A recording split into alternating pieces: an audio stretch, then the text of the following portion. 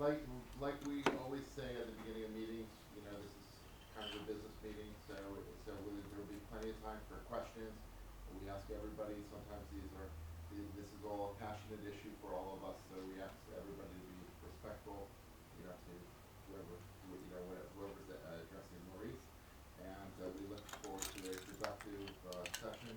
And I know it's Sunday, so we'll use our time efficiently. And we'll let Maurice get started. And then later, if anybody has questions, maybe there'll be time later, Maurice, for you to Yes. field questions. And we'll get started.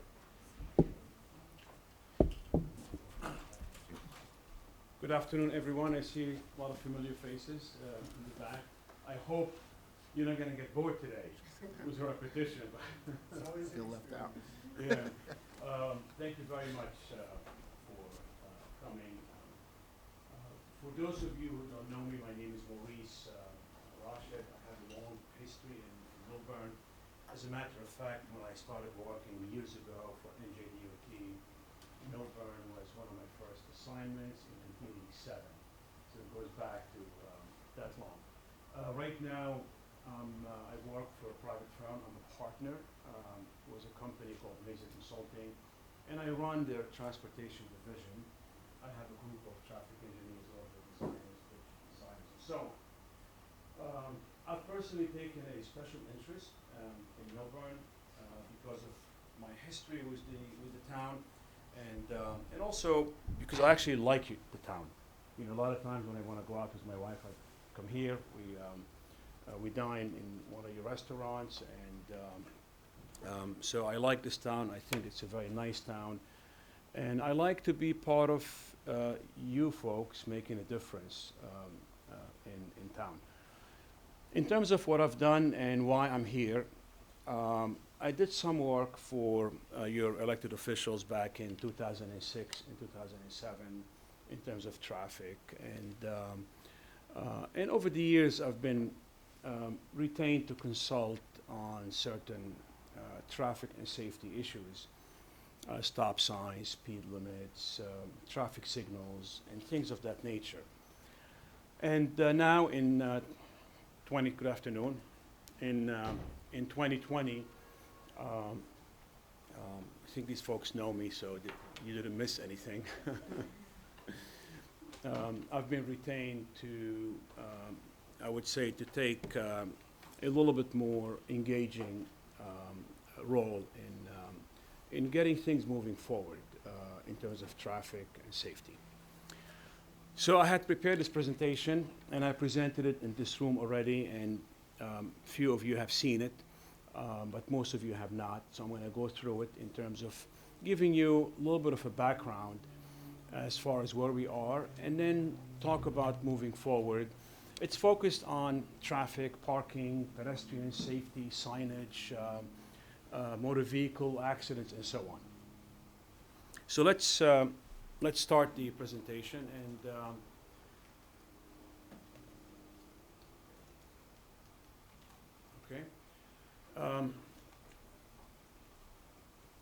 the one thing I always tell communities like yourselves, and this is the second item, anytime you have a successful community, you're going to have traffic and parking issues and pedestrian issues. That's not, we deal with this in all the towns in New Jersey and on the nation where there's activity. So while we don't like it, it is really a symptom of the success of a community. What we need to do is manage it and make it better. And then I'm going to go over some of the accomplishments to date, the recommendations that have been published so far, and then evaluate a particular intersection, the intersection of Main and Milburn. There has been a couple of accidents where trucks have hit the light pole at the corner, and that raised a lot of concerns. And another firm last year looked at it and came up with recommendations, and now these recommendations they were given to me to reevaluate them, and also in coordination and cooperation with the community, move forward and decide what to do in terms of these recommendations. And then, in terms of streetscape, this is long-term recommendations. And where do we go from here in terms of traffic and safety? So the issues here: parking, pedestrians, traffic safety, and traffic efficiency. Traffic safety means reducing accidents, and traffic efficiency means moving traffic with minimal delay or with the least amount of delay possible. So far, if we look back over the last few years, you have done quite a bit in Millburn and downtown area, and in other places also. In the downtown area, there was some streetscape done, a parking deck, some parking innovations, even though most of us disagree with what was done, but something was done. A safety enhancement in different areas, and there has been an ongoing community involvement, and that's why we're here today, and that's why we've been here in this room a couple of times to discuss this. So, one task that was given to the firm that was servicing you last year was to evaluate the improvements and evaluate them from a safety perspective and from an efficiency perspective. From a safety perspective, they looked at a 2-year crash before and 2-year crash after. And these are the numbers. Before the improvements to the downtown area, the crash rate for the 2 years prior was 42, the 2 years after were 27.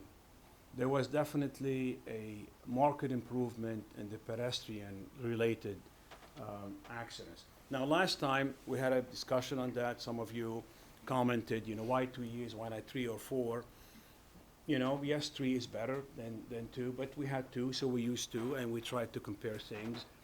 And also there was a lot of discussion, what type of crashes, severity, patterns, this and that, and I was in agreement that, all these things are studied, but in general, to make it simple for you to for anyone to understand without going into a lot of details, there is definitely have been an improvement. I mean, the numbers just are very clear.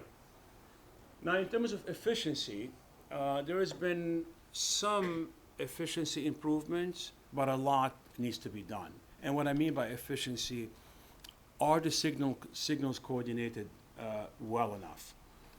Are they working to the highest efficiency level they could? Do they have the best technology? Do they have the best sensors? All these things. And the answer to most of these questions is no. And that's why we need to move forward and get all these things done to make sure that these signals are operating as efficiently as they could. Pedestrian mobility definitely improved, and the reason is to improve pedestrian mobility, we do a couple of things. One, we shorten the crossing areas, and 2, we provide more area for pedestrians to walk, congregate, and wait for crossing. And the improvements that we did really accomplished that. The sidewalk areas got a little bit larger. The corner areas got larger. Not only it helps efficiency and safety, but also it gives pedestrians a sense of more safety also. So if you're walking with a stroller or alone or with a friend down the street and you've got 8 or 10 feet of sidewalk, you're going to feel better than having 4 feet. And if you're 4 feet away from traffic, it's going to feel better than being 2 feet away from traffic. So these are the benefits as far as pedestrian mobility and safety. Parking, there are mixed results. I've looked at it myself, and you missed the most important part of the meeting, Dan. Good, how are you? So in terms of the parking, we have mixed results. Not only we have mixed results, but also we have mixed reactions and mixed priorities. I reviewed the notes from the PACT meeting that happened almost a month ago. And some of the participants felt that traffic is a problem. Other participants felt that traffic is not a problem. Some participants felt that I'm sorry, I meant parking, not traffic, parking. The same, by the way, applies to traffic. Some participants felt that there should be a very high priority to parking, and others did not. So there is, and I'm not surprised. These things are not hard science, by the way. It's not always clear as to what you need to do and how you need to do it. And that's why, by the way, we're here today to kind of have a dialogue and figure things out. So now, regarding the intersection of Main and Milburn, now we're going into a very specific issue. So we're going back and forth, talking generally about traffic, parking, and safety in the downtown area. But on this particular slide, we will speak about a specific intersection with a specific problem, with specific recommendations that the town had received last year. By the way, these are not my recommendations, but I'm going to explain them to you, and we need to figure out how to move forward.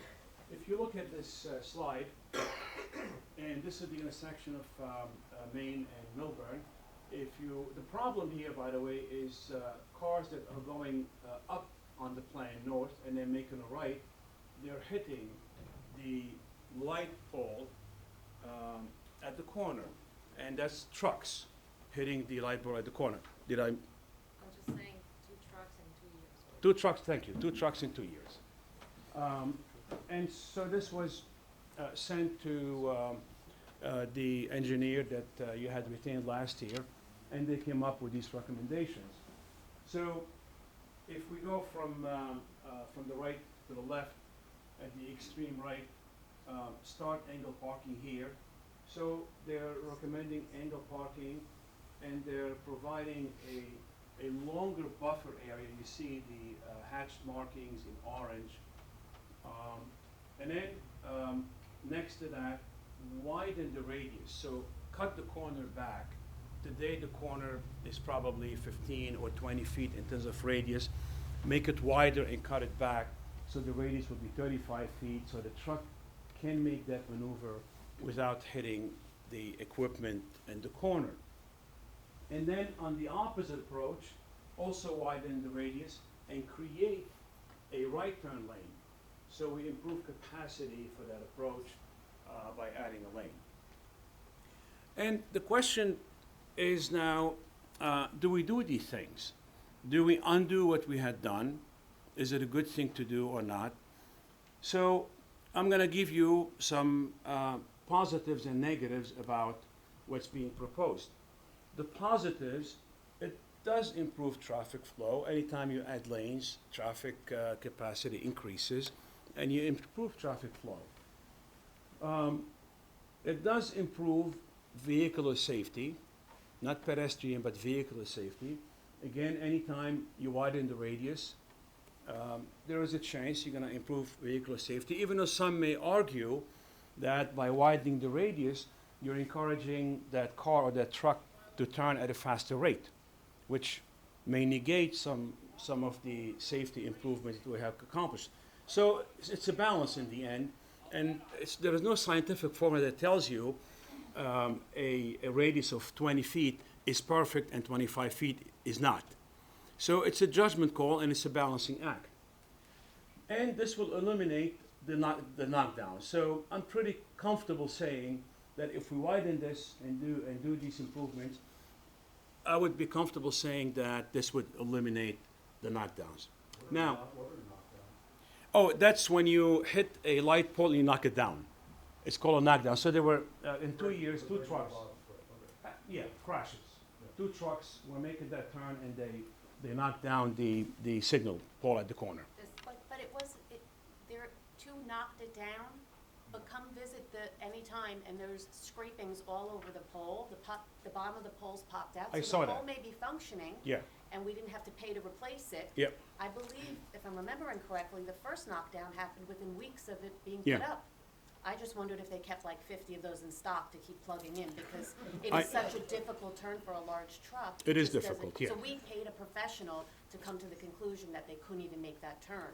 So it is being brushed, it is, regardless of it getting knocked down, it is an issue, it's sticking out far. I agree. And I have seen pictures, and if you look at it today, you see scrapings on it. Yeah. And that was repaired not that long ago, Mhm. I saw them out there. So the disadvantages, of course, you have the cost. In terms of pedestrian mobility and safety, when you cut the corner back, you increase the walking distance, let's say by 10 feet. So now the pedestrian has to spend a few more seconds crossing. Yes, ma'am. How long are the tracks you're talking about? Well, it's, so today, you're going across approximately 3 lanes, so you've got approximately about 30 feet. So So- why can't you reroute the large trucks to just go straight? Oh, I'm sorry, I missed your question. Yeah, Yes, we talked about that last time, because that To- doesn't make sense to make everything. and I'm gonna talk about this solution in a second on the next slide. Yeah, just give me a minute, and I'll come back to your point. So you have a cost issue. The engineer before me did a high-level estimate, I believe, of 400,000 or 450. I had done a high-level estimate of 250, but you know we need to do an actual real estimate with all the items to figure that out. In addition to increasing the crossing distance, you're going to have cost disturbance because of the activities.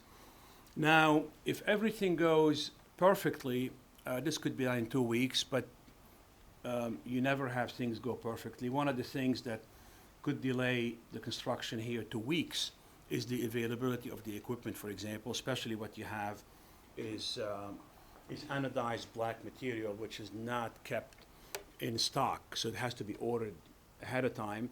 And the problem is the contractor cannot order it until they win the bid. And so everything gets delayed. So the bid has to be done, the paper has to be done, the contractor has to win the bid, and then they order it, and then it may be another 8 weeks, for example, to get this material. So there could be delays due to underground utilities that we didn't anticipate. Or it could happen much faster than I'm saying. And the last point I have on the disadvantages is when you cut that corner back, you're reducing that corner area where pedestrians, you know, wait and congregate in terms of space. So, and now I'm going to talk about the efficiency improvements, and then I'll get to your point, ma'am, about, you know, the truck. For many reasons, people take the train and walk to the place where you have the entertainment. People go to the, when they go shopping, they have a market there. And it seems like the town is more worried about that track. You should reroute it. Well, I mean, we should be worried about everything, about the pedestrians, like you're saying, the truck safety. I mean, any solution we do has to encompass all these factors and address them. But I do agree with you that. It's gonna be less people going to downtown for the business owners. I don't think it's a good idea. I'm sorry, ma'am. You're saying you don't think it's a good idea to do what or To n- make that curve. to make the? Okay, through. I understood. Yes, sir. Can I just Yeah. qualify trucks, because part of trucks is fire trucks as well. So safety Yeah. vehicles, so it's not just saying deliveries or tractor Yeah, but they trailers. come with sirens and things. Yeah. and They people still go can't make away. the But they still can't make the turn. They have It's to, the they have length to of the K-turn in vehicle. the middle of the They intersection. can make that turn. I'm a They can fireman, make I Yeah. know, you can make that turn. I've There's seen no a issue. I have a couple of whether you're a videos bad that I driver. saw a K-turn, so Then I, you're not a good driver, okay. because I drove fire engines, and you can make it through any of that, there's no problem with that at I all. have, The I'll other be thing happy that to share it they with should you. think about doing there is putting a button like in the fire engines, which they used to have, which turns the light green as the fire engine approaches, so then the people could get out of the way. There's other technologies. Actually, that there's they something. can I don't mean to cut you off, sir. There's something Alex asked me to look into to build a fire prevention system into the signals, and it's very doable. Yeah. So, again, folks, let's keep it positive. We have a challenge, and I'm with you. Resolving it is not easy, but just to talk about the trucks again, you know, a box truck can make it. But last meeting, you sent me the pictures, right? Yes, it I'm does. sorry, what's your name again? Richard. Richard, man.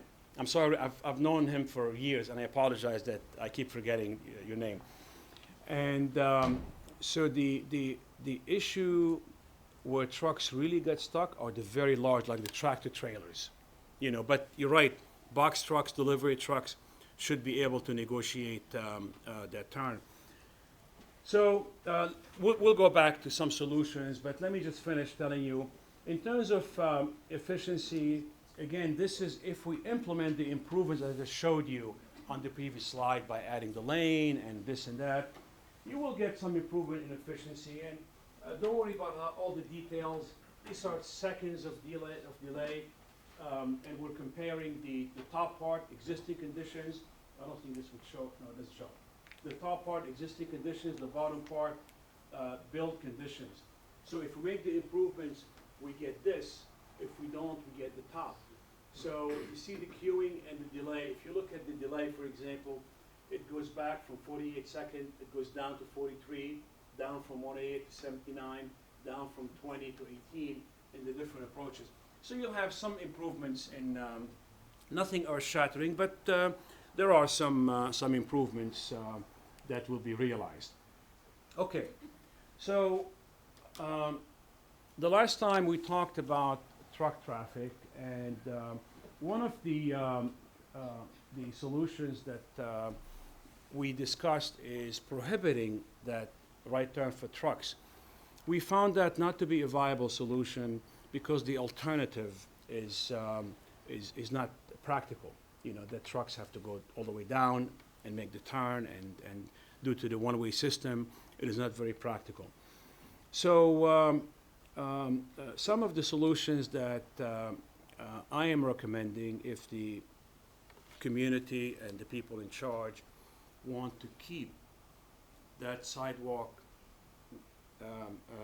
wide and that corner the way it is to, instead of moving the sidewalk, move the equipment. Now, moving the equipment is not easy, but I think, and none of this is easy, by the way. So no matter what we do, it's going to cost money and a little bit of disturbance. But one of the things we could do is, instead of having that pole, let's say 4 feet away from the edge of the curb, push it back and have it 8 feet away. And the way we do it scientifically, we run a truck and we see what the truck will do. However, this is not a perfect solution because that doesn't make the truck negotiate the corner well. It makes the truck not hit the equipment. The truck will still drive over the corner concrete curb. And if we accept that solution, if we accept that the truck that is going by is going to go, let's say, a couple of feet over that curb once in a while and not hit anything, that may be a solution that we may want to do. However, keep in mind that you may disagree with that solution, and I may disagree with it, because now you have a walking area that trucks are going to ride. So, you know, every solution has pluses and minuses in it. The other solution is to pull the stop bar back. So if we go to the previous slide that shows the intersection, if we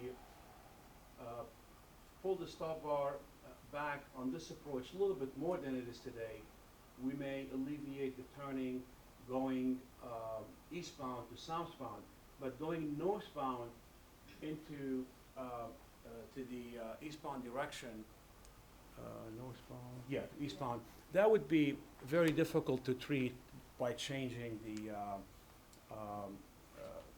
pavement markings, because you don't have any pavement markings interfering with the truck movement. Now, what I have not done yet, because this was done by a previous engineer, I didn't actually run the truck over the intersection. And it's something that, you know, I will do, you know, on the computer. I give it to one of the engineers, and they will actually run the truck. But I'm assuming the engineer who did this did that, And that's why they delineated that red line that shows the widening of the curve of the corner. That is done based on the path of a large vehicle. So other things you might want to look at, like I said before, the pictures that Richard sent me, they all had tractor trailers. These are the 53-foot box, and then the tractor in front of it. They're very, very large. It is not uncommon for certain downtown areas to prohibit these trucks and say, if you want to give me a delivery, you have to use a smaller truck. You have to use a box truck or something smaller, because downtown areas are not designed to accommodate tractor trailers. Is that feasible? I don't know. The business community knows better. I know that it's doable. A lot of the towns I service, they have that ordinance implemented, and they work with the community, with the merchants, and the merchants work with the suppliers so that the trucks that come to town to deliver are not tractor trailers. And if they are tractor trailers, they make some other arrangements, like an interim stop to bring the deliveries to town. So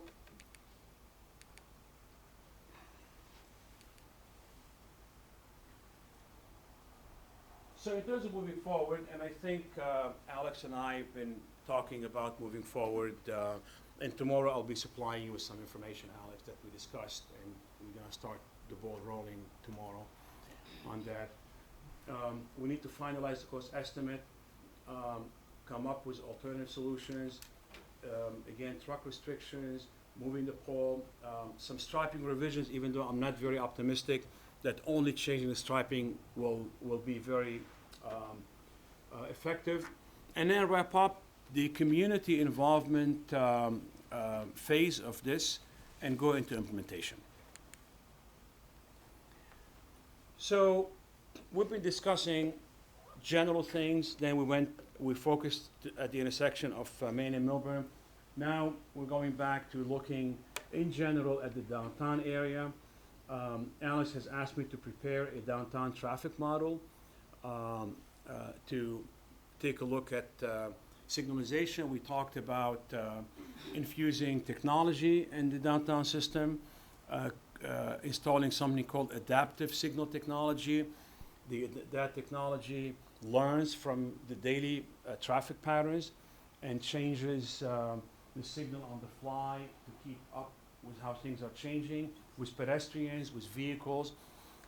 I went to the county and I confirmed that the equipment you have are compatible with being upgraded to an adaptive, which is a great thing. In other words, we don't have to spend a lot of money. Most of what you need is already in the cabinets. And moving forward, we need to get the county on board. These are county signals, so we don't have authority on our own to go and improve them. So the county has to cooperate. And then these were recommendations I had before I heard that the town also is embarking on something similar. I called it a strategic transportation plan. They're calling it a visioning plan for the downtown area. Like I said, to bring as much technology as we can, not only to the signals, but to parking, to a variety of things. And some of these things would be done part of the visioning plan. So this is a summary of where we are today. And from what I sense already from the audience, I see that some people are in favor of cutting things back, and some people are not, which is understandable. There are advantages and disadvantages of every approach. And I think it's time that we make a decision and move forward one way or another on accomplishing, on bringing a solution to this. So if you have any more questions, I know, and thank you, by the way. I like when I'm interrupted because that's how you have a dialogue, so I appreciate that. Yes, ma'am. What's the volume of this truck traffic? It's not heavy at all. I'm going to take a guesstimate that among the large trucks, these tractor trailers, I would say maybe 1 or 2 per day. By the way, to me, that's negligible. However, if they can't fit and they knock something down, it becomes a severe problem. So the volume here is relevant in terms of restricting trucks, because again, when I say restricting, I'm convinced we cannot restrict trucks, period. That I'm convinced because of the livelihood of the merchants, because of the way the town operates, all of that. But maybe we can restrict only the largest of trucks, the tractor trailers. And again, I need to hear, I've been doing this, as you know by now, for over 30 years. It works in many places. In some places, it does not work. I'd like to get, not today, by the way, but I'd like to get, most of you have my contact information. I'd like to get feedback. Can we restrict these very large trucks from the downtown area or from that turning maneuver?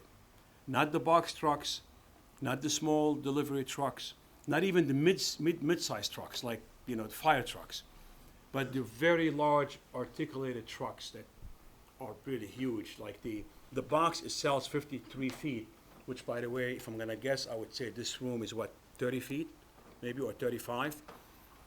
So that box is actually just the box, and then you have the trailer in front of it. So these are the trucks that are causing an issue. Yes? Are they delivering or just using the downtown to get to where they're going? Are they Well, actually delivering or? that is the question I need an answer to from the merchants. If the merchants tell me, well, I don't get any delivery of these large trucks, I don't know where they go, Probably the supermarkets. then the supermarket is probably a good candidate for that, yes. Trader Joe's. Most of them come from 24, They there's no wouldn't box wrap store. shop. Yeah, I'm not sure they need that intersection to come to, There's a few yeah. that east of Main Street that do get large trucks, where I've seen tractors and trailers with them. The thing is, they're not the usual large 50-footers, they're usually the 35s or so that they use as trailers. I've seen them on the lower part of Milburn Avenue, where people come in and get deliveries. Yeah, the 35-footers should work here, by the way. Of course, any driver, if not paying attention, you're gonna have issues. But, Would it be possible to have them go to the Essex Road, make a left, and go down near Wells Fargo and come around, rather than making that hard right turn right there? So they go one more block, make a left-hand turn, go down to near the police station, make a left, and come down Milburn Avenue that way. That way you eliminate the right-hand turn completely of large trucks or tractors. Then you have to go to the downtown. And would that involve restricting the right-hand turn on Parkview Drive as well? Because, wouldn't they be able to bypass that? Instead of making the right on Milburn Ave, couldn't they? so that South they Mountain? go all the way up. They already do that, but. Yeah. Well, I mean, this is, so you're gonna ask me, how are we gonna resolve this? Everybody has a different opinion. And there are a couple of ways to resolving this. One is that we meet professionals and we make a judgment call and decide. But then the public still ultimately has a say in the process, because to prohibit trucks from making a turn is done by ordinance, and then the ordinance has to be approved by the county. When you have an ordinance, there'll be 2 readings. There'll be the first reading and the second reading.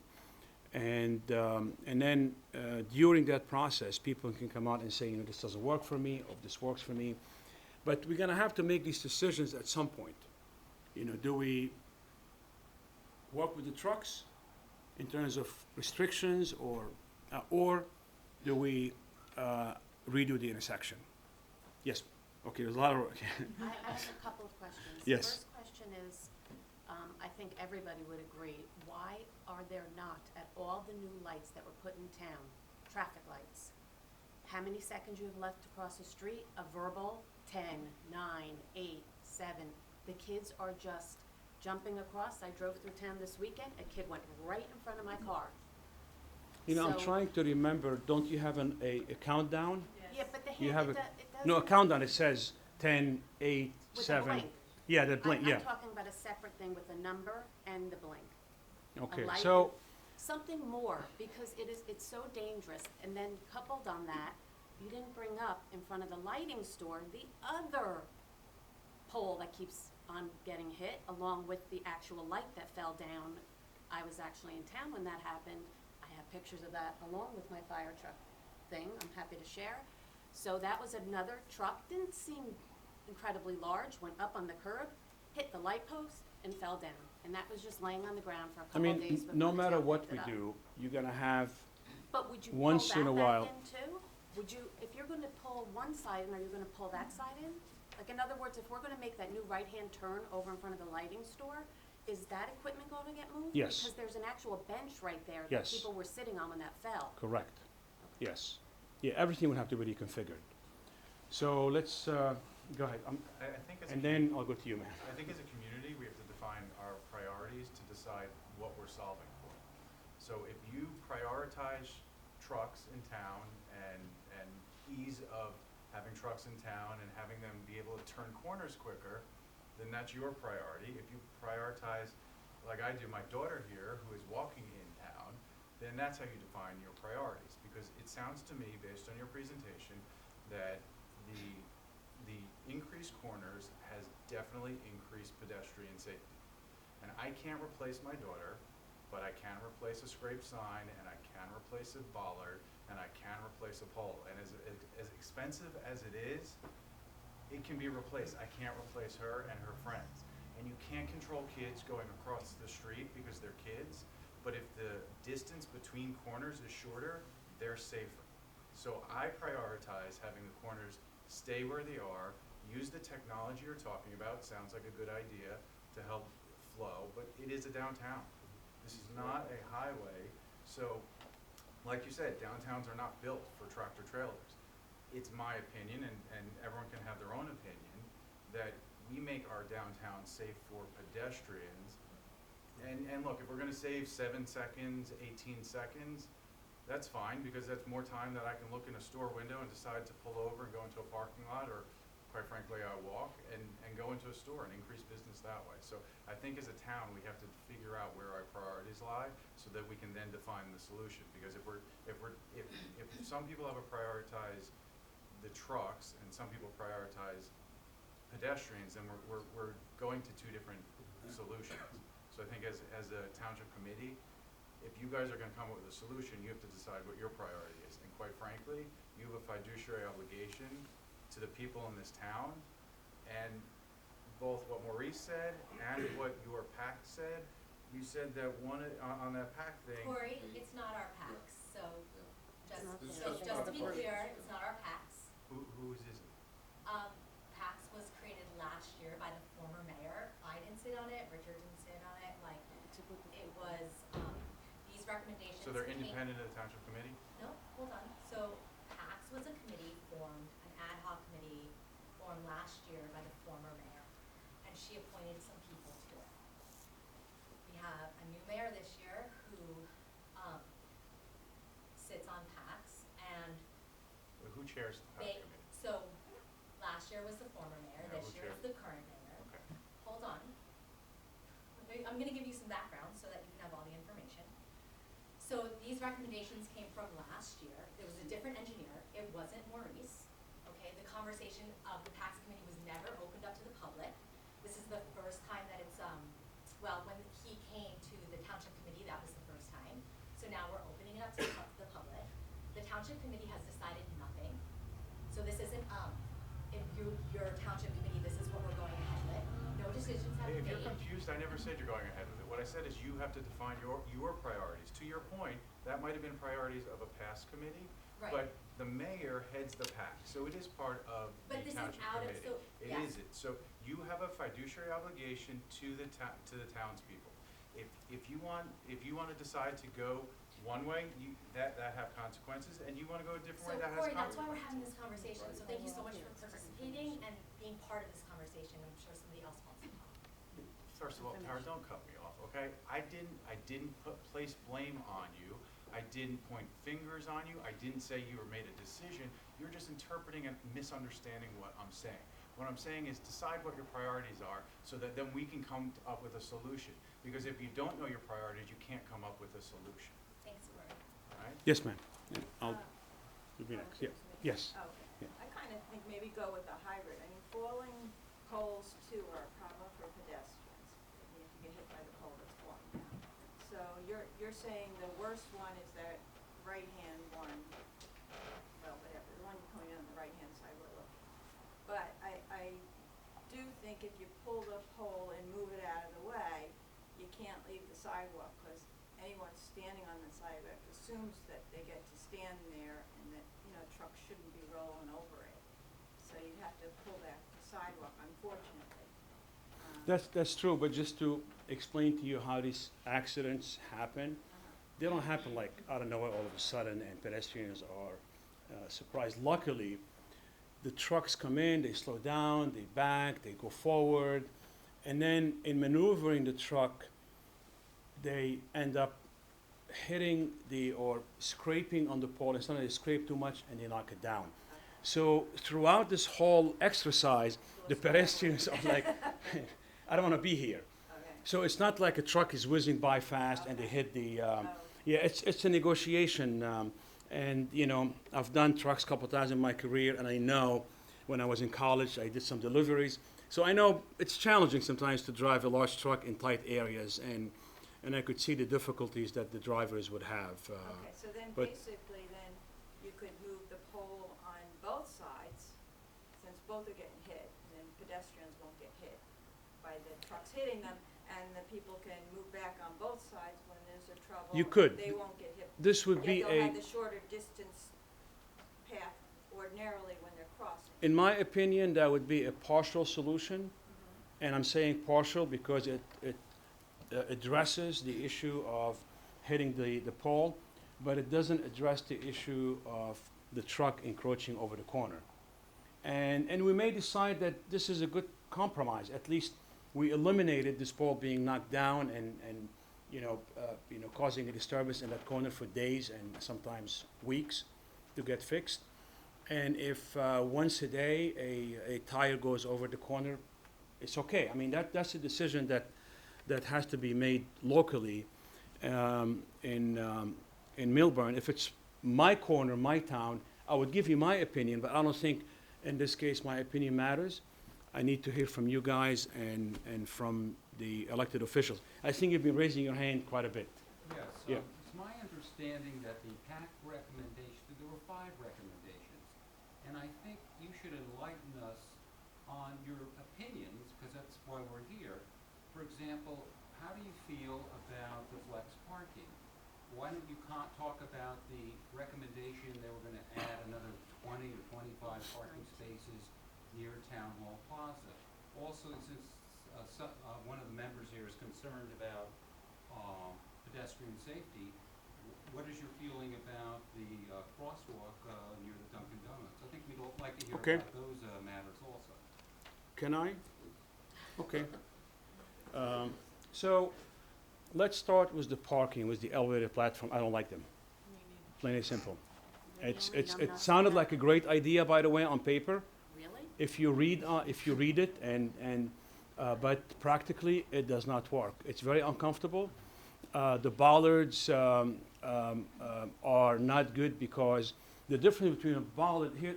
So if you have, let's say, technically you have sometimes 7 feet for parking, or 8, the width of a car plus a couple of feet.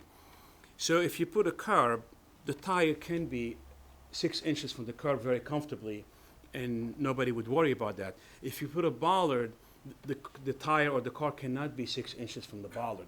Has to be 3 feet from the bollard. So right there we have an issue with space. The other issue is the car is 6 inches higher or 4 inches higher than the road, and now when you leave the vehicle, you have to step down another 4 inches, which makes it pretty uncomfortable to enter the vehicle and exit the vehicle, among other things. And the reason I said on paper they they look okay because on paper, you need 8 feet, you've got 8 feet. You know, this is something new, we don't have a lot of experience doing it. You know, we didn't think that, well, the bollard psychologically has a different effect, or in terms of space, you need to open your door. We didn't think about, you know, the fact that it's elevated, what's gonna cause the driver and the passenger in terms of more difficulty leaving and entering the vehicle. Anyway, not to belabor the issue personally, I don't like them, but I think we need to figure a way of solving the problem without causing a lot of damage. And we talked about this last time. We said one way is to eliminate the bollards maybe, and we talked about putting a curb. We talked about elevating the sidewalk. We talked about a variety of solutions. So I hope I answered your question on that. And then, And please then- comment on the other 2 points. On the other 2 points, the crosswalk right here in front of the building, and Alex and I discussed that, his concern about it. Where it is serves a purpose because it's right towards that kiosk where you have the machine, and it is where a lot of activities happen. I mean, I see every time I come here, not today, but usually at night, I stop at the Dunkin' Donuts, have a couple, and I observe everything, and I see that flow of pedestrians coming across. So it does serve a purpose. The problem is, you have an active driveway conflicting with it, and it's a one-way. So anybody on this driveway that needs to exit is gonna conflict with that crossing. So does it mean we move the crossing, and now have people cross the driveway instead? So again, you don't have a perfect solution here. So here's my solution. Put a flasher that is active, not passive, not flashing all the time, because then people will ignore it. That flashes only when there is a pedestrian. And it could work in 1 or 2 ways. It could work by electronic devices or pads or whatever, that when there is a pedestrian there, it starts flashing, or with a push button. And then do something a little bit creative maybe, that entails when that sign is flashing, at the same time it will energize a sign at the driveway that says no right turn, or, well, you can't make any turn at that point. We have to figure out what to say to the driveway so that if the driver at the driveway distracted doesn't see the flasher, because the flasher is pointed towards the cars on Milburn. The driver needs to see a sign that says, don't go. So these are the solutions, and if you want to step it up, you could put, you know, in pavement indicators that also flash. So there's quite a bit you could do to highlight. Personally, again, I'd rather do these solutions instead of moving it, because again, moving it, you may not really treat the problem, because now, like I said, everybody's gonna cross in front of the driveway. I think there were some people in the back, I'm sorry, ma'am, they've been raising their hands for a while. Yes, sir, you're next. If there was no traffic, would a truck be able to navigate that turn curves the way they are? Going 2 lanes, If we have a happy, good driver. going into the middle lane to. It is the same situation as at Milburn and Maine. If it's a tractor trailer, no. If it's a box truck, yes. The tractor trailer couldn't use the full width of the road to make that turn. They would have to do some maneuvering back and forth in order to make that turn without encroaching on any curb or any parking area. Because what I'm thinking is if traffic moves in pulses. Yeah. Instead of as what it is now, which is one large traffic jam. You mean in platoons or in groups of Yeah. cars? Yeah, okay. Then when you were coming out of the parking lot, you wouldn't have to spend as much attention looking right as opposed to at the pedestrians, because you have a break. Right now, there doesn't seem to be any breaks in the traffic, so your attention is. I lost you someplace. So when you say a break, what do you mean? From The break in Dunkin' the traffic. Donuts, when you try to turn Where- left. Where the road is empty, so Yeah, that you the- don't have to worry about the pedestrian and the traffic at the same time. Maybe put a traffic light there. And that would And also everybody help will the stop. truck, because if the truck got a break, he Okay. could do whatever maneuvering he needed to do to make the turn, she or he. All right. So I think you're next, and then you, and then Gennaro.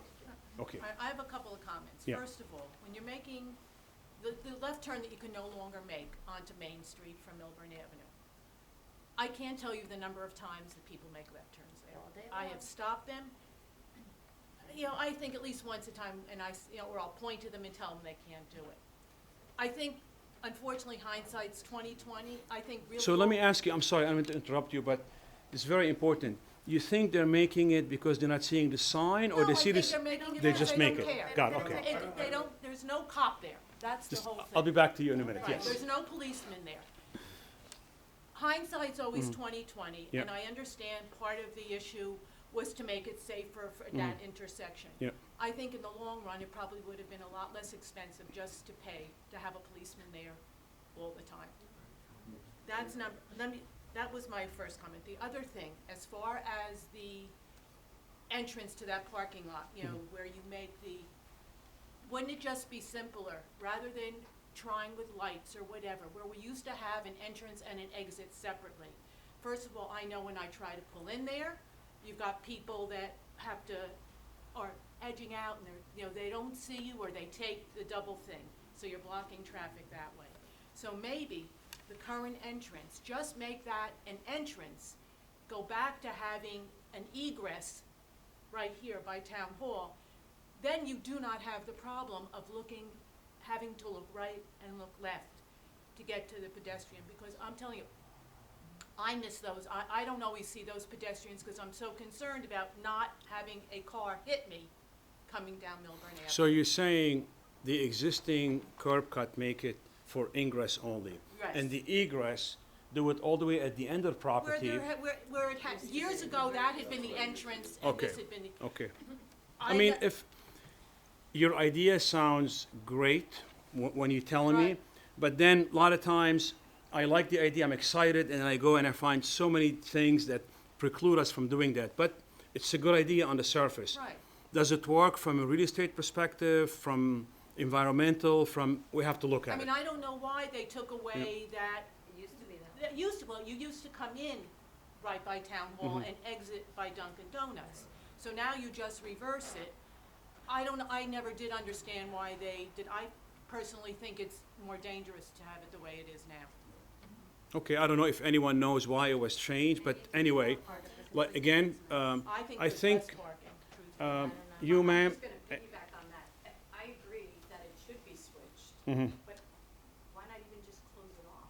by That's the my Dunkin' idea, that's what I've Donuts? been thinking. Close the. Why not if close it it's- off? Yes, just close it off. And because open you're it looking like a this couple way, hundred feet away. You're looking this Yeah, have the way, entrance and the exit, Mhm. like, where it used to, where right the here, entrance was right before. here, so that you can see the cars as they're coming down. Sometimes you're even blocked, if you're trying to pull out, there's cars, you're blocked, it's all blocked, and you've got kids, as you're saying, or even people in the crosswalk, so why not just close that? Yeah, again, without knowing more, your idea sounds good to me, by the way, Or you but, come in on Milburn. but I don't know all the details about the feasibility, the site distance issue, or other things, but it sounds like a good idea. I think you've been wanting to speak for a while. Mm-hmm. Well, I agree with everything she's saying, and the thing is that the one part I made it about is, I believe it is the lights and the signs. And that was the only spot that I had a disagreement with, because I drive through the town a lot, and I'm sitting in traffic, and you get up to Main Street, if you're going east, and no one knows whether they can make the turn or not, so they all stop. So that starts backing up all the traffic. Now you have horns going, and people trying to make moves. That's where accidents happen, when people don't know what they're doing. I don't understand. We have like one sign there that has a no left turn with just the red. Whatever happened to the arrows on the lights? Because that would dedicate the people, because all we have is green. So people see the green light, and that's what you pay attention to as a driver. Then you think you can make a left, then you find out you can't because there's people walking. People start yelling at the driver. They get worried. And the thing is I just looked at it and go, what's the simplest solution? Why doesn't the light have arrows? Yeah, to give you the short answer, in order to put an arrow on the signal, you need to have one of two things. You need to have a dedicated left turn lane, it's on bay. But there's no Yeah. left turn there. there's no left turn. Straight A arrow. straight or a right? Oh, a straight arrow. One straight Oh, line, I thought you were got talking about a one different. for straight, one for right-hand turn. That's the only two ways you can go. Yeah. But what people don't know, they don't know that, and there's like 6 different signs, but only one says no left turn. If, I sit there all the time and wait for the people to move because they don't know where they're going and they're trying to make a left turn, and the pedestrians are standing there, and then that's where you worry about pedestrians getting hurt and everything else. What it is you have to have the traffic moving, and if it doesn't move because people don't know where they can go or cannot go, it creates more issues. Yeah, that's something I have to look into. This was a practice in the past, back in the 50s. They used to do that, the 2 arrows. That I have to check if the MUTCD, which is the regulation that governs the installation of traffic signal, if it allows, And the other if still thing allows is that installation. Enforcement is only good if there's somebody there to enforce. And I do believe about a police officer. I've always been pushing, I said you need to have a walk-in beat police officer in the town, walking that area at least 16 hours a day. Because you wanna know something? That stops all the double parking, which creates more issues than the lights do. Because people stop anywhere they want and get out of their car, and because they put their flashers on, they think it's okay. And that's the main thing. The one thing I did wanna say is that the township is, already budgeted, for 4 new police officers. We're gonna be adding to the force. We did an analysis that showed that our police force is, short, 6 officers. We've, budgeted, money to hire 4 officers. It hasn't been approved by the committee yet. This went through our finance committee. So in addition to your work and all the great conversation, which, you know, I got into politics, you know, arguing a lot of the same issues. But we will have 4, hopefully we're gonna have 4 new officers, hired. And we do have an understanding with our police that when our staffing level comes up, that we will have more enforcement. We're not gonna stand for any aggressive driving, you know, summonses are gonna be written. So I just wanna assure you that that part of it is gonna be in the works. So a lot of this will be better, you know, because we'll have more police. But I'm talking about walking the beat, an Well, I'm old school type of guy who Well, stands there. I'm When you see that- talking about that also. The analysis that we did said that we need 6 police officers. 4 will be patrol. You know, keep in mind there's a lot of other issues in the township that the police have to deal with. We have you know, cars that are getting broken into. You know, there's a lot of other issues. But I hope that in the next 2 years that we'll actually have 6 more police officers, and there will be a presence in the downtown. There will be a presence in the downtown. We just have to make sure we have appropriate coverage. I think Gennaro's been raising No, his hand. actually, No? I was piggybacking on the parking. Ah, okay. On the donut situation. Okay. You have like 5 different things happening now all the time. You know, you also have another driveway right across the street. Right across the street, that's an exit of it. So you got people coming out of there. Simple solution, move the driveway back, couldn't cost more, we're making curb changes. And it's pretty logical. It worked before, it's gonna work again. Okay. It's a bad idea. Ma'am, I think you raised your hand, and then I'll go to you, Richard, and then to you. Yeah, I wanna go back to what that gentleman was talking Yeah. about, the safety for the children, because the school is so close to downtown when it comes to the trucks. And I agree with him what he's saying. I don't have a child and, you know, they're grown up, but I think that's important, and even for other people, because you like to walk in the downtown, you don't want it to be a highway. And I think you should, if you can, get the smaller, what we call them box trucks or whatever, for delivery. It's not many stores up Main Street, we don't have any supermarkets up there. So they're probably using it to go to JFK through town, these big trucks. I don't see why that would be an issue. Okay. That's my. Thank you, ma'am. Thank you. Richard?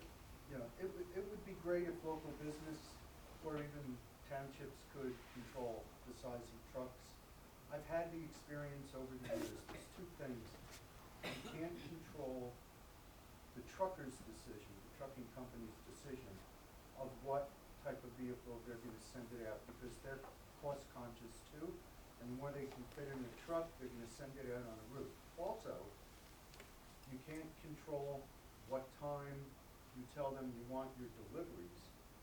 We tried that years ago when we tried to mitigate double parking, trying to get them there early in the morning. The trucking companies would say, you know what, go find somebody else. And so it's not a choice of the township or the local businesses, because you can say this is not allowed or that's not allowed, but it could have a rippling effect. I also, and this is not going to solve the truck problem. I don't know where it came out of 2 trucks, but there's literally, there were many more than 2 trucks, and we seem to be focusing on trucks. But I have a ton of pictures of cars that also slammed into it because the whole trajectory of what's going on at that intersection is disproportionate to what everybody seems to remember. But I think that there is a way of handling that intersection and designing it with safety in mind so that we could actually provide an intersection that's even safer than what it is now. That's an engineering issue. And I also agree with the idea of a beat cop and a traffic cop. We used to have it, I remember when I was little, Freddie Piper, still infamous. But if we had that and we tried to have humans assimilate what we want technology to produce, we may find out that it is doable and find out how the humans do it to teach the technology. We may find out that we can't duplicate with technology what humans can do in a given situation. Let me ask you a question, Richard, and then I'll go to you, sir. Do you know any particular business in the downtown area that needs large tractor trailers for delivery? Well, Buncher's Hardware You is do, one. okay. Okay, I'm just asking, that's all. But there's Okay. others, but you know, over the years, we're not in business anymore, but over the years, we got deliveries in big tractor trailers. There may have only been 2 or 3 cases on there for us at a time, or there could have been 10 or 20. We've had that. Okay. But that truck will be coming out of their depot and making a whole run, rather than them sending out 2, 3, 4. Eventually, you're gonna wind up with trucking companies. Maurice, I would imagine every restaurant in town gets a tractor trailer. Yeah? But Okay. But you could wind up with trucking companies just saying, we're not delivering to Milburn anymore. Okay. And you've raised your hand quite a bit. Just, as you come up with your recommendations and formulate them, keep in mind things are changing in our town. For instance, this past Wednesday, the planning board approved a 53-unit complex at Wells Fargo. They also made it very clear they're gonna approve anything that comes before them, as far as high-density housing. So as you're looking at, particularly out here by Dunkin' So you're gonna see more Donuts and all, pedestrian activity. you're just gonna see, you And know, cars. the And cars, plan yeah. is to Yep. put these everywhere. So it's gonna be a real issue. I've spoken many times about it. I'm not winning anything anywhere. Okay. I don't think I'm making any friends either. But I do think it'll come home to roost. I really do. Yes, ma'am. You had stated earlier that there are some towns that do restrict the big trucks. Yeah, oh, yeah. And what is your experience with those towns in terms of their thriving business district? Do they have a thriving business district, or don't they? Did it impact their stores, or how? I'll have to do some research to answer your question, but I've dealt with that issue all my career. Back to when the state came up with the 108, the signs that say no 108 trucks and things like that. That goes back to the late 80s and early 90s. And that's been always a controversial issue because the people that live there don't want the truck, but the people that work there want the trucks because of their livelihood. And of course you have the trucking. So it's not an easy situation to deal with, but I think I heard enough from you guys to kind of help me put things into perspective a little bit better. Yes, ma'am. Does it help to survey the actual, these trucks? We're talking about these trucks, 1 or 2, fewer or more. But,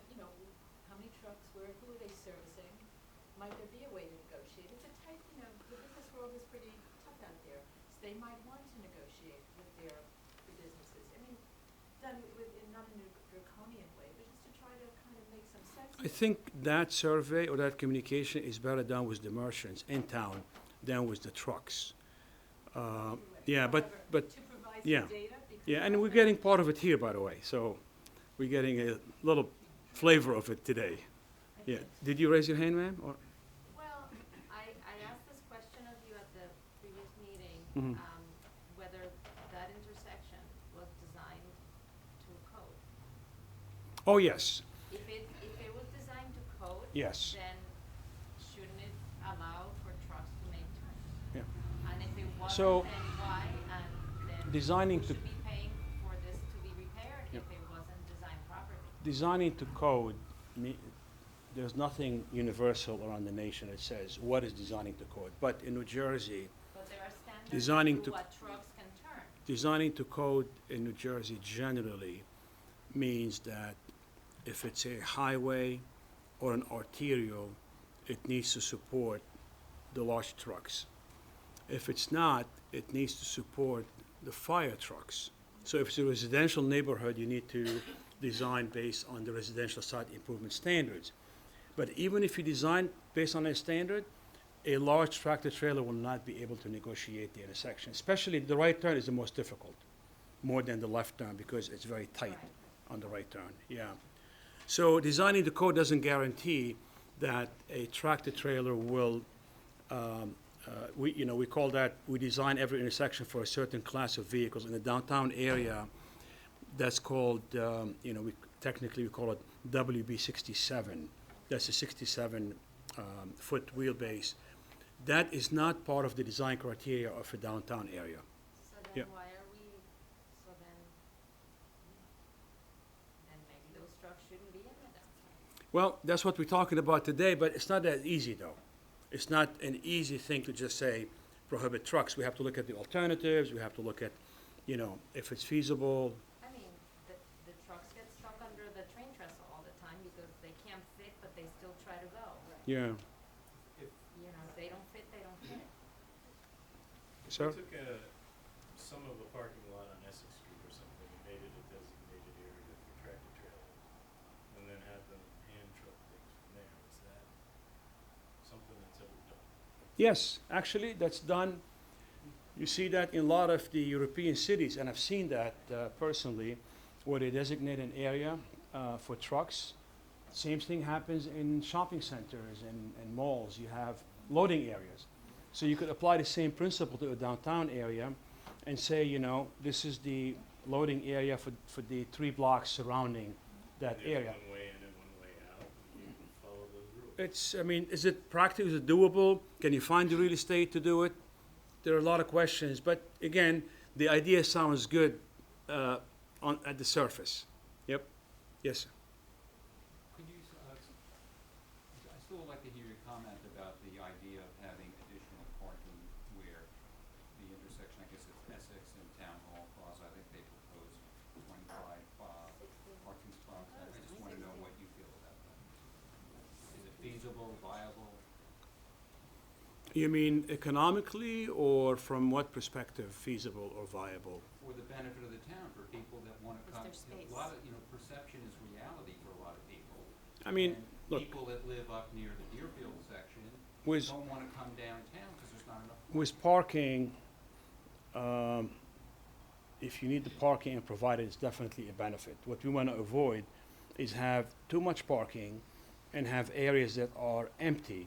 It's a bad appearance. You don't want to have parking lots empty in town. Also, it's a bad utilization of real estate. So I would say, yes, this is a great idea if you need the parking and if you think you're going to have 50% plus utilization most of the time, then of course it's a good idea. Good for businesses, good for the residents, good for everybody. But if you don't have the demand, then it would not be a good idea because it's going to be underutilized. Yes, ma'am. I tend to disagree with what he says, why the reason that people are not coming into town. Mm-hmm. Doesn't have anything really to do with the parking, it's the streets. I mean, you have somebody that's making a delivery on Milburn Avenue where it's now 2 lanes, you can be back to the high school till you can get in there. everyone, and these are my contemporaries, I can't answer for the young people, but I will tell you that my contemporaries that still live in this community, who have even moved out of the town, but in nearby said, Milburn, I'm not coming into Milburn, the traffic is impossible there, why would I come into Milburn? I don't feel that way. Has nothing to do with the parking and all to do with the Okay. streets. No, definitely people feel that way. Again, traffic and parking is a personal thing. Our threshold is different in terms of, yes. I do a lot of shopping in town and in various towns around here, and I wouldn't say that Milburn is any worse for parking or for streets. I mean, Westfield can be a disaster. Summit I dread going to Summit. So I don't think it's any better or worse than any of our surrounding communities. So that was just one thing to throw out there. But going to the corners on Main Street in Milburn, I also have two children, one who is in downtown almost every single day, and another one who's about to start since she's getting into 5th grade. And I get frustrated sitting in traffic. I love how much safer that area is, and if some people hit a pole, if some people hit a curb, I'm sorry, I don't care. I really don't.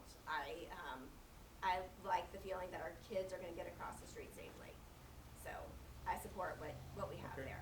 Just a question about the very large truck. Yes. The problem is coming up Main Street. Yes. North of Main Street, making right onto Milburn. On Milburn, correct. And they would be doing that because they want to service somebody in that part of Milburn. So why not, it's possible to restrict them from entering Milburn Avenue from Morris further west, and then come straight down Milburn, so they don't have to make that right hand turn. Service anybody along the way that they're gonna service and leave town, without coming up Main Street. Run that by me again, so restrict them from where? Make them turn on. From making a turn on? The problem is large trucks making a right-hand turn on Main Street onto Milburn, right? Yeah. They have a worse problem. Yeah, I'd be hesitant to answer you without looking at the whole thing, at every maneuver they have to do. I mean, I will look into that. I'm going to look into all the alternatives, whether we prohibit them before, after, during, or.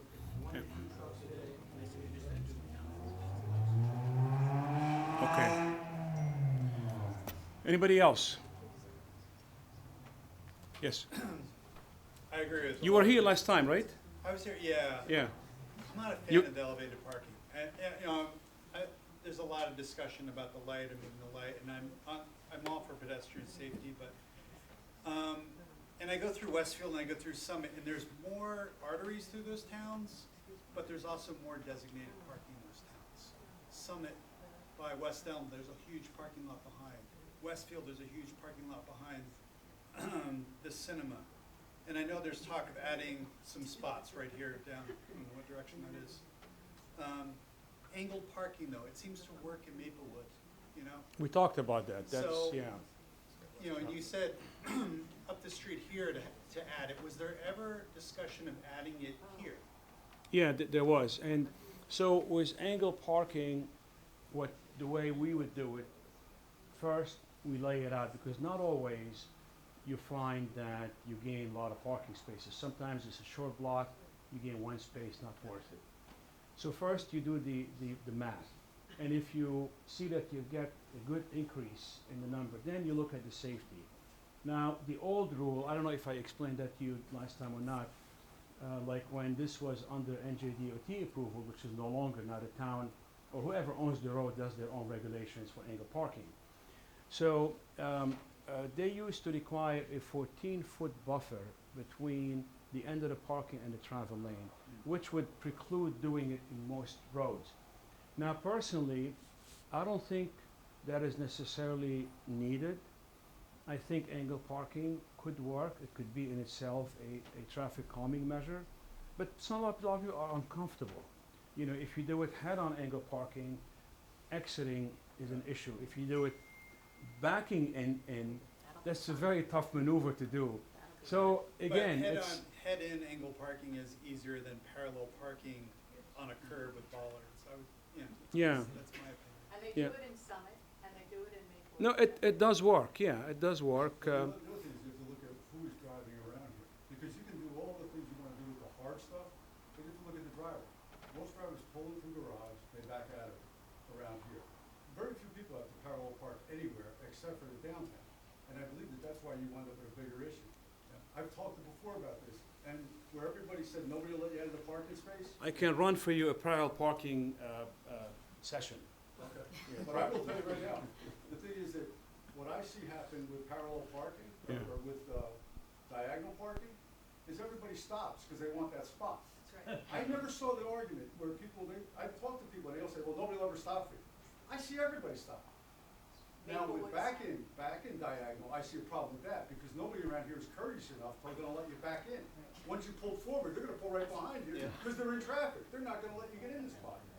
But the thing is, parallel parking, even if it doesn't give you one more parking space, takes away the time of 20 minutes of somebody trying to park an SUV that never drove one before, never parallel parked. And then on top of it, you put them on an elevated sidewalk. You've got disaster. You wanna know why the traffic doesn't move, it's because of the parking. If you put diagonal parking in, people pull in, they back out just like they do with their garage at home, you're gonna have half the issues you have now. Because people will be in and out and moving. That's what the problem is, people aren't moving fast enough here, or moving Yeah, comfortably enough. like I said, every case needs to be looked at specifically. First, you do the numbers, you do the geometry, and then you start looking at all these issues, proximity to traffic signals, this and that. So, I mean, it could work, and, I'll be more than happy to look at certain places for you guys and give you my recommendation. Yes, sir. If you're going to look at that, though, you gotta make sure that you're actually looking at the high peak of traffic flow. So we have a tendency in this town not to look at high peaks. We generally do studies in August, when everybody's on vacation and traffic flows through very regularly. You gotta do it at high peaks. We had that problem up at Chatham Road. They were only looking until like 5:30 in the afternoon. No, that's when people start backing up there because trains aren't coming in until 6:30. That's a whole different conversation. Diagonal parking, I don't think, my opinion, in this town works because we got a traffic problem as it is coming through town and people trying to get in and out, that's just gonna back the traffic up that much further. Because we're only talking, we got, what, 3 lanes out here? Go to Maplewood. No, Go one look at lane. Maplewood. Maplewood doesn't, I don't think Maplewood's a lane. Here's my Maplewood's too west. perception right now. Look at, Milburn is at a very big disadvantage to Maplewood by virtue of these two, Essex and Milburn Avenue, are main thoroughfares Cut through. through here, right? Maplewood, downtown, the village of Maplewood, that's not the case, right? So we've got major traffic coming through here because they're going from one end to the other along the way. Understood. So we're Okay. We're cut off. But what about Okay. Summit, Charlie, right across Summit from is the where train the train station, they have station angled is. parking, and people stop dead. But it's and there's- two-way traffic there. But So there's roundabouts, they have angled But parking. it's not a thoroughfare, that road is not a thoroughfare as Milburn and Essex Avenue are. But if you look at where the bump out is, on Main Street now, on Milburn Avenue, it leads it right into the diagonal parking. As soon as you go up Milburn Avenue, past Main Street, you have this big wide spot where people try to park on the curb, but then everybody double parks. Yeah. If you had diagonal parking, you would stop the double parking, because people would be in and out. And I've never seen anybody have an issue, personally, with getting in and out of diagonal parking.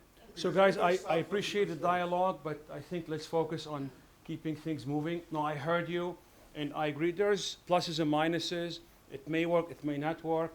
If I'm asked to do an investigation for an area, I'll give it my best shot, and I'll report to you what I think we should do. Anything, yes, ma'am? Just one thing, that in the plan for the redoing of the streets downtown, that was supposed to be back in parking by the deli.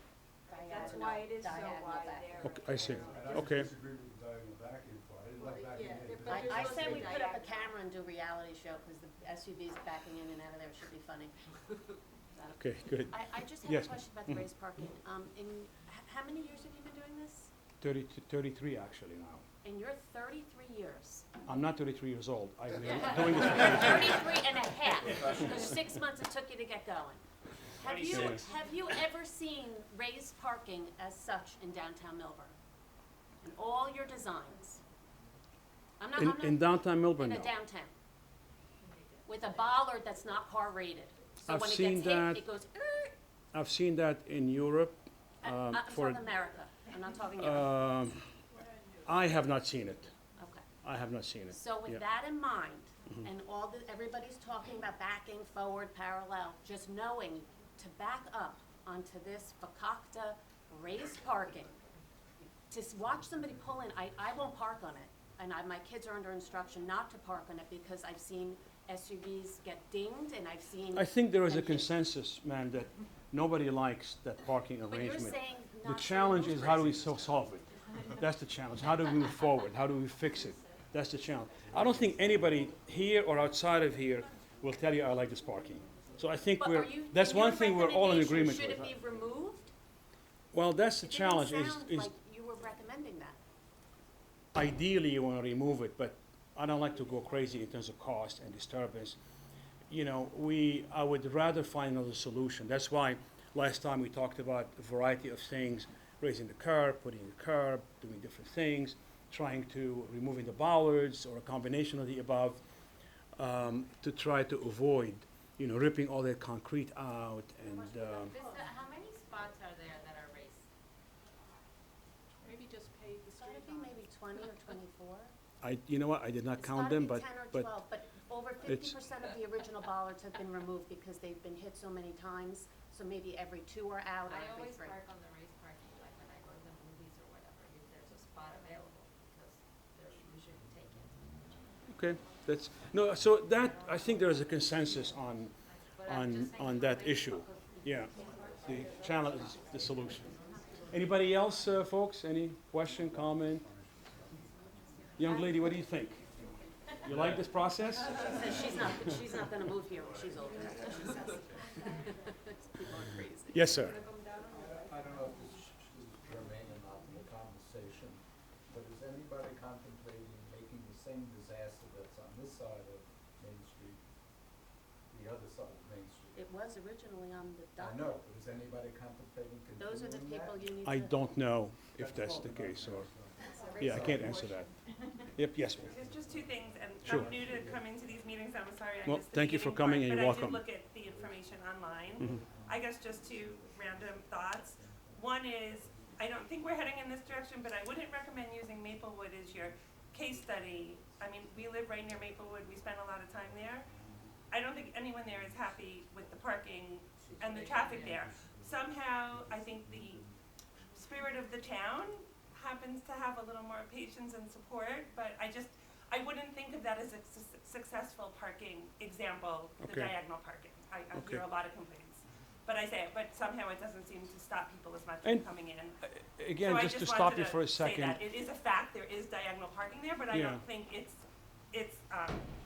you know, a case study of a, No, Milburn is successful Milburn, parking and when design, we do work in Milburn, it has to be Milburn, so And- I get that, yeah. Just one other random Yeah. thought is just, and I'm sorry again if I missed discussion of this, is just, I know I saw it was recommended if construction happens, it would be in the summer to try to minimize. I guess I'm just thinking about the businesses and all the Usually- closed stores, so I guess my thought are also to the committee, and again, I'm a layperson, I don't know what would involve in things like this, but if there is gonna be a time, you know, I would hate for even more people, those that were saying, I forget my friends, don't come in because of the traffic. If there's a concentrated period of time that this is happening, is there funds that could provide valet parking or something like that during that time, which is something that is used in areas like Red Bank, et cetera, Mhm. even for a temporary time? I say I'm just, as a citizen, concerned about the businesses in town. So just something to think about is when the construction's happening, and I say that's probably outside of your scope, so I guess I'm looking at the. No, that's the consideration, Also, that's definitely a Just to consideration, think yeah. about Yep. what if we are gonna do some tweaking Mm-hmm. and it's gonna make traffic tougher during that interim, is there something I'm not we can taking notes do? because we do that as a matter of Yeah, to course, help the so businesses, I get you, yes. Anybody else? Well, folks, thank you very much, I really appreciate this. And enjoy the rest of the day, it's a beautiful day out there, I hope it stays like this for a few days. Let's all go, everybody go to the crosswalk in front of Dunkin' Donuts Thank and you try for to coming. cross. Let's Thank go you for how it coming. goes. Thanks a lot for coming. Thanks. Thank you, take care. Just gotta wait for my audio recorder and then I'll have a quick statement from me about today's Okay. proceedings. Thank you. relation to